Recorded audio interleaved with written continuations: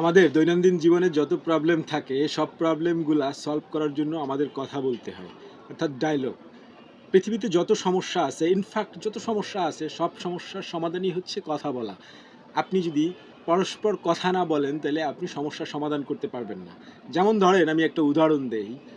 আপনি যদি একটা মার্ডার কেসও হয়, সেই মার্ডার কেসটার বিচার যখন একটা কোর্টে হয়, কোর্টে হলে সেখানেও আলাপ আলোচনার মধ্য দিয়া একজন সাক্ষী, প্রমাণ সব কিছুর ভিত্তিতে আলাপ আলোচনার মধ্যে থেকেই সেটার সমাধান হয়।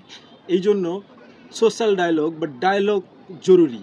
আপনি যখন কথা বলবেন তখন আস্তে আস্তে সমাধান বের হয়ে যাবে। কোনো প্রবলেম নিয়ে যদি আপনি কথা না বলেন তাহলে সেখানে সমাধান আসবে না। অর্থাৎ যদি কোনো কিছু গোপন থাকে, গোপন মানেই হচ্ছে সেখানে সমস্যা।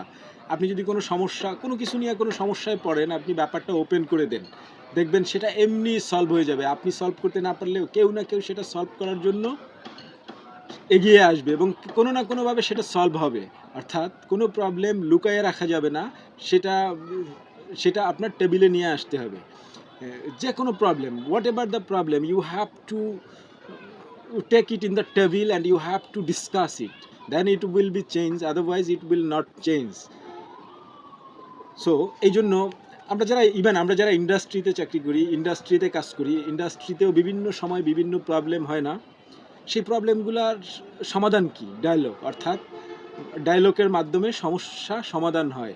অর্থাৎ আপনি যদি একটা ইন্ডাস্ট্রিতে কাজ করেন, সেই ইন্ডাস্ট্রিতে কয়টা পক্ষ থাকে?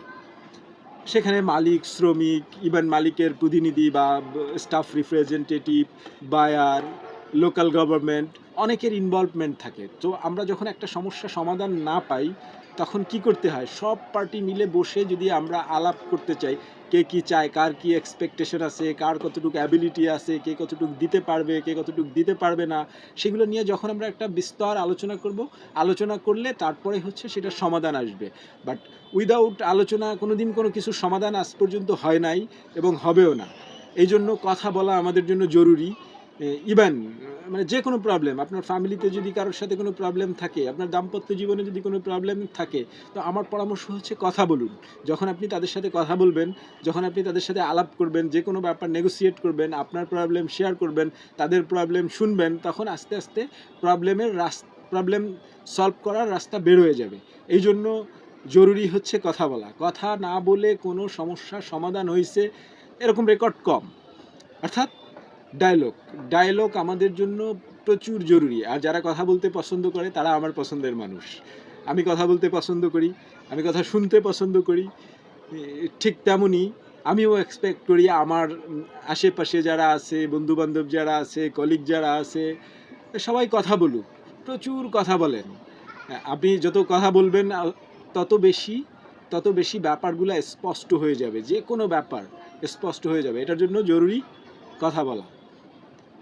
কথাই হচ্ছে সকল সমস্যার সমাধান। মানে আমি বললাম যে কথাই হচ্ছে সকল সমস্যার সমাধান।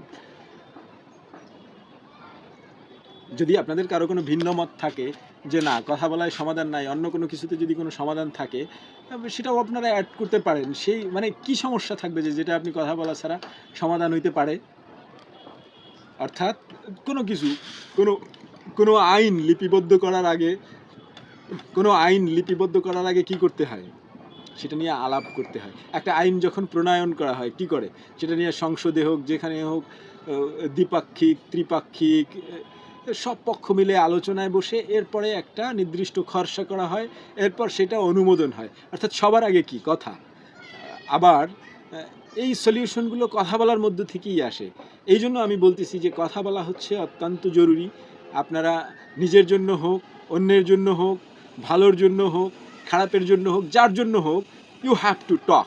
Without talking you can not get anything good.